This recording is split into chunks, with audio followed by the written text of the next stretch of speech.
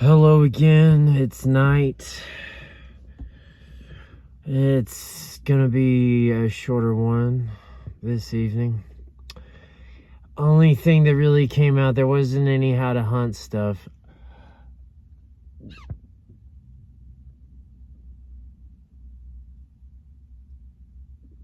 And sorry, people are so nuts and crazy. You never know what is happening. Oh, that is one benefit to working at night. I gotta say, the public is insane.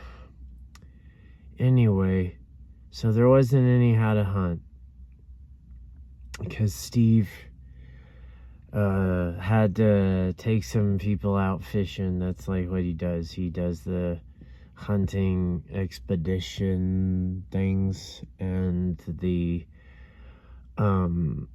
he does, he takes people out on the ocean and they fish and stuff like that, and lakes and things.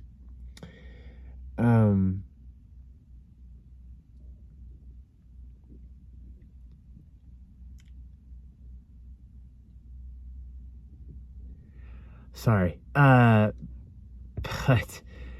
people are crazy. But Christian Harloff's channel, all he came out with was just like, it was sort of this, like, I've said before that I think, like, the government is, as far as Grush is concerned, like, I've said that, like, this is the same entity that does the DMV to, like, us, right? And, like, the Dopser and all the things that he submitted, like, they're just DMVing him to death. But, like, it's sort of interesting. It's becoming, the more time that goes by, it's becoming interesting, like, how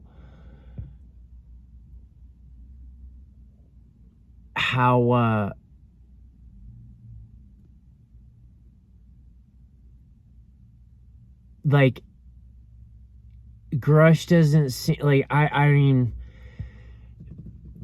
in order to, like, he's already had a bunch of stuff, like, gone through by Dopser, right? And so, like, really all he needed to do or had to do or whatever, like, as far as, like, the Soul conference with and the other conference thing that he like canceled, like, 2 of them, and then, like, well, I guess he didn't cancel one. He couldn't be there, and he was just speaking, but he spoke for like 20 minutes. But, like, it wasn't, it was a downgrade. And then this last one, he was replaced with Carl Nell, who was, like, his boss. And they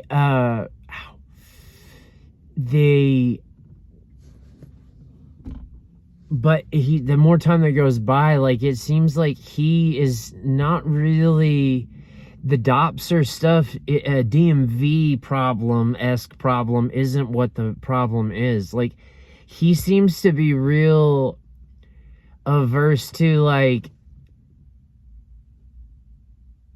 getting on ufology's, like, bandwagon, right? And being the new guy, like, and teaming up with these cats that have, like, taken control of, like, that sort of whole thing.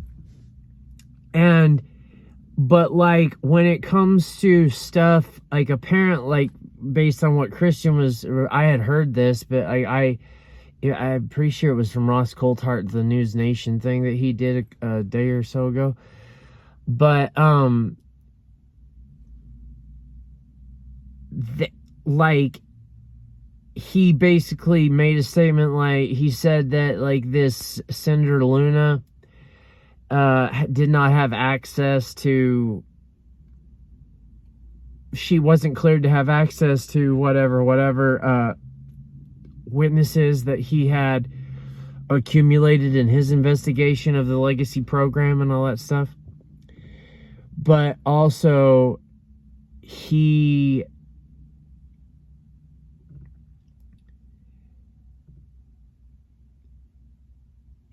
like, but he also said that none of his 40 witnesses, which that's apparently how many there are, none of his 40 witnesses had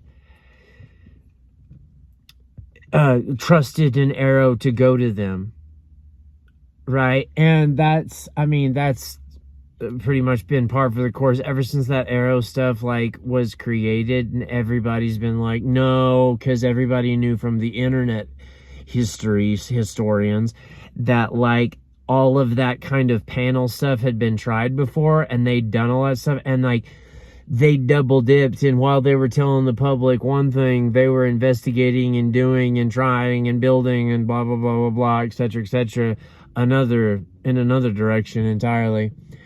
And sorry guys, like freaking that put me off kilter. I'm like, I don't know what's happening. People are nuts. But so Grush he was like, you know, Luna doesn't have access, she doesn't have the clearance to be able to speak to any of these 40 witnesses, and none of my 40 witnesses that I accumulated in my investigation, which, if you'll recall from his hearing statements, are both hostile and non-hostile. None of those people went to AARO because they didn't trust AARO, that's totally understandable. But like, see the difference in him commenting on something like that is not the same kind of thing as like doing this whole like ufology community soul conference, being the face of disclosure, etc. Like, one of them is a clarification of facts, just giving this straight up appraisal of what you know and all that stuff. And the other one is like, you're saying a lot by doing you're saying and doing a lot by participating in this and being involved in it. And it's just like, the only thing I've also heard this, that like he's been offered to become like a political aide or whatever, so that his clearances can be parked and so that he can be like allowed to like guide senators and all in the Congress stuff and all that, but he doesn't want to be paid for it, is allegedly what his issue with that is. But I just wonder, you know, like I've said, you know, many times, like I don't trust the ufology community side of the whole NHI Spectrum story. I think that a lot of those cats are participating in Operation PSYOPs, and they've been in it for, some of them have been in it for a long time. Like, some of these operations that these people are like, the reason why they've participated in, like, they've been in it for a long time. And I think that there's a lot of operators that have their own agendas and all the rest. You know, I've talked about how Lou Elizondo still seems like he's working, as far as like, you know, the one part of I've said this, the one part of David Grush's whole interviews and his stuff like that, like, where I don't really understand, and the one place where I'm sort of like, that doesn't seem, at the very least, like the full story, is when he says, like, for the reasons why he did what he did. And everything else, I'm like, oh, that's, you know. But, like, so far, as far as AARO is concerned, the only person I've heard of that has, like, submitted and gone through all the AARO steps and submitting something is that Aston Smith MH370 plane teleport special technology stuff. And like, the interview I saw with that guy, like, any detail of anything, like, he ain't who AARO wants to deal with. He ain't who Kirkpatrick wants to deal with. Oh boy. Like, Kirkpatrick got called out talk about somebody who's still working. Kirkpatrick. Sean Kirkpatrick is still working. how you retire, but then you give more interviews in retirement than you ever did when you were working. Like, you're still working. Just like Lou Elizondo being on the History Channel and the Sci-Fi Nation and all this stuff and blah, blah, blah. And, he, says that this is that and blah, blah, blah. Like, there's a whole lot of agendas at play here. You know what I mean? Like, and a lot of them, I think all of them should be taken with a grain of salt. From Grush to ones that I like, Ross Coulthart, David Grush, Gary Nolan, the scientist guy. These people, like Gary Nolan is the Stanford, I believe, right? He's like the Stanford guy.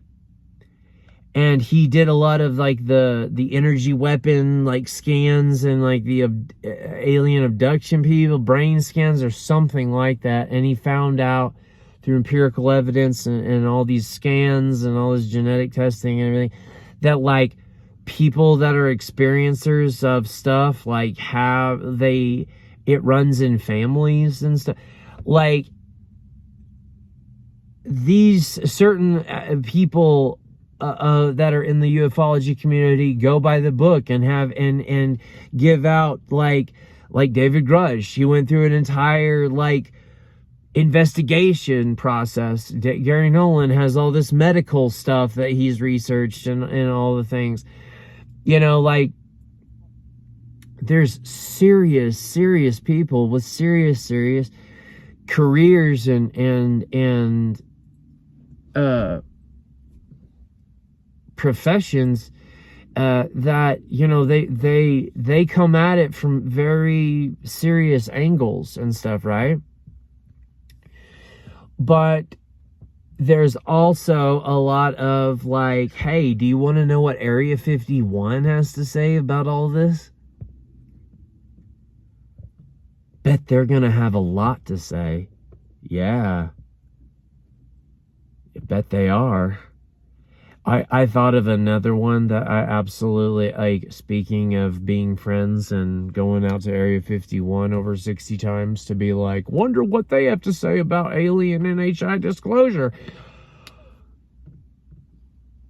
One thing, like, this happened, right? And this is in reference, most modern example of this is when George Knapp and Jeremy Corbell released the jellyfish video. Okay. And when they released it, right? And their thing is like it looks like a alien thing to me. Right? I mean, the things they describe sound like an alien UAP to me.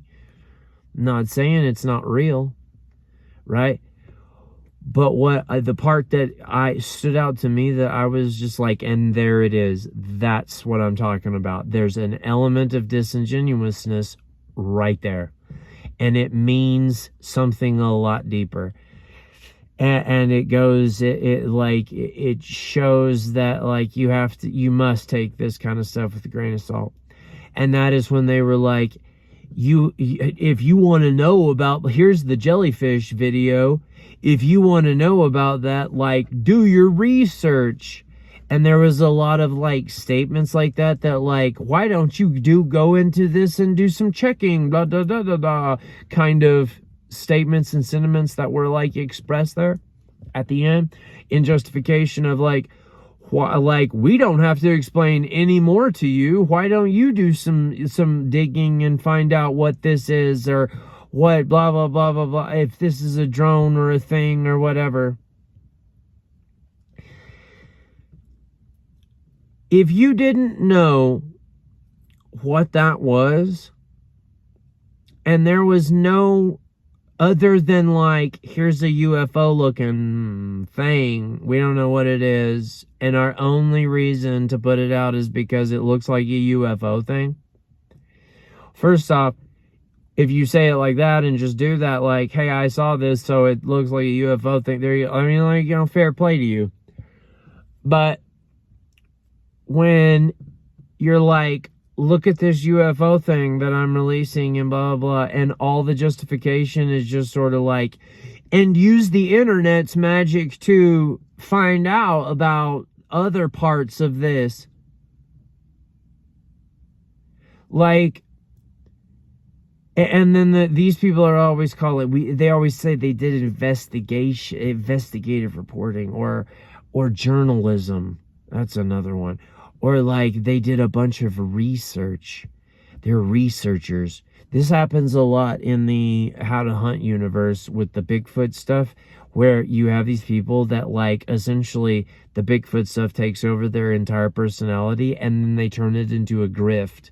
Once it overtakes their whole personality, they turn it into a grift and they have a show or they give tours or whatever, blah, blah, take people out to have experiences maybe.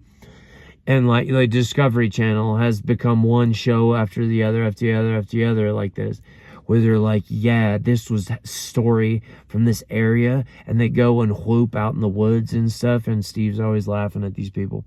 And he won't even read their names if they're talked about in the reports. He won't read their names, their channels, nothing, because he doesn't want to endorse them, because he's like, this is all a scam. This is all a grift. These people are not trying to do the good work on this topic. Like, stop engaging with these people. They're dishonest. Like, you know what I mean? And it's like, yeah, they are. You know, and it's just like I've thought a lot about, you know, the whole, I watched this thing a few days ago that was about Bob Lazar, and it was on Danny Jones' podcast, which, pretty good podcast.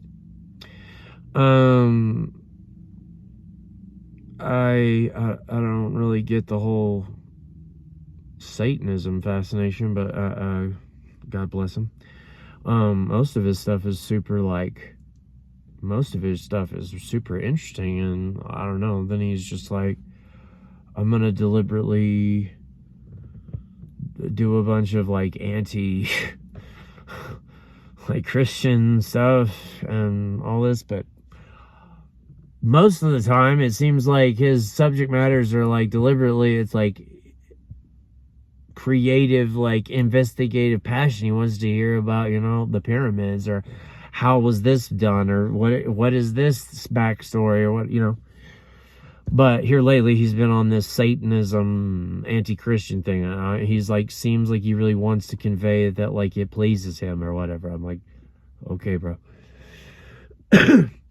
But other than those instances, I would recommend his podcast, because it's pretty good, and he really has good people on there. Him and Julian Dory has pretty good people on there too. I think they're friends, actually. I don't know. Anyway, both good podcasts. But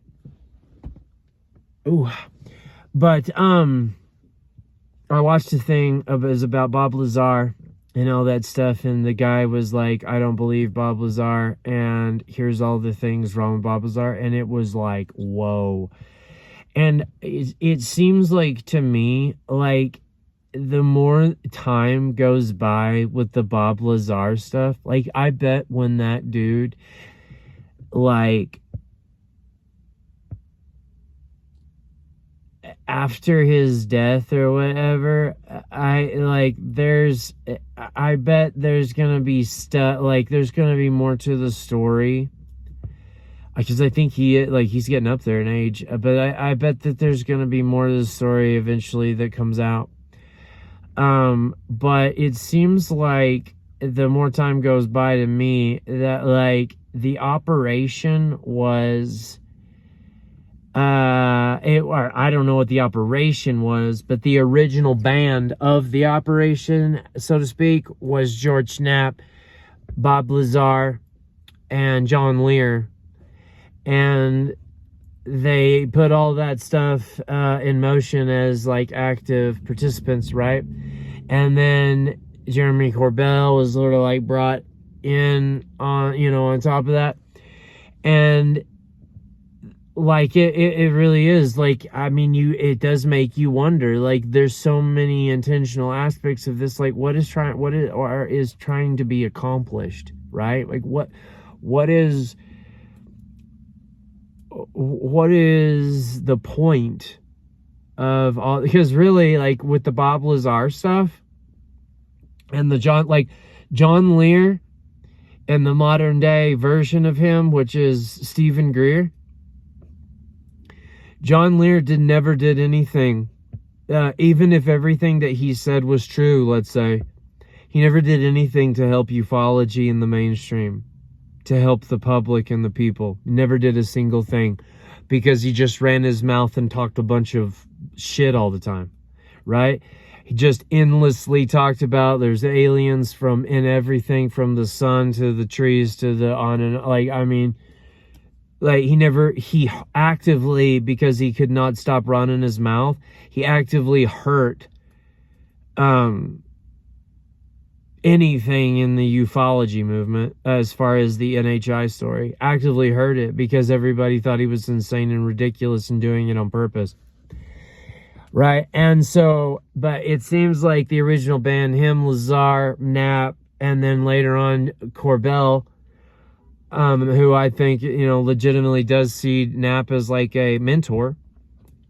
But like, that was sort of all like, that was intentionally all that has been like, what's come of it as far as like proof or any sort of disclosure movement, all that? Hasn't it sort of like the stuff with like, again, with the jellyfish, because they don't have the 17 minutes where it like showed going into the ocean and having observables, like they say, and stuff like that.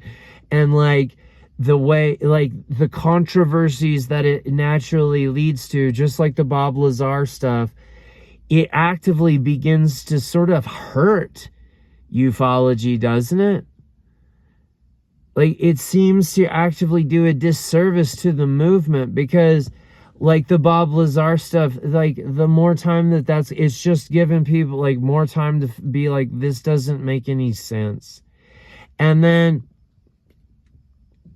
and it's just like, I truly wonder what it means that Grusch has, like, he comments on factual stuff, like that he can like truly give an objective response on, but he's staying away from the community.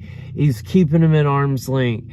You know what I mean? Like, I wonder what is going on. Like, I know he's done this whistleblowing and all that, but like, is he actively trying to avoid getting caught up in whatever operations or not in the ufology community side of the NHI story, whatever is happening there and going on? Is he trying to like keep it at arm's length and not participate? Because that seems like something someone with his character and genuineness might do. Very well might do.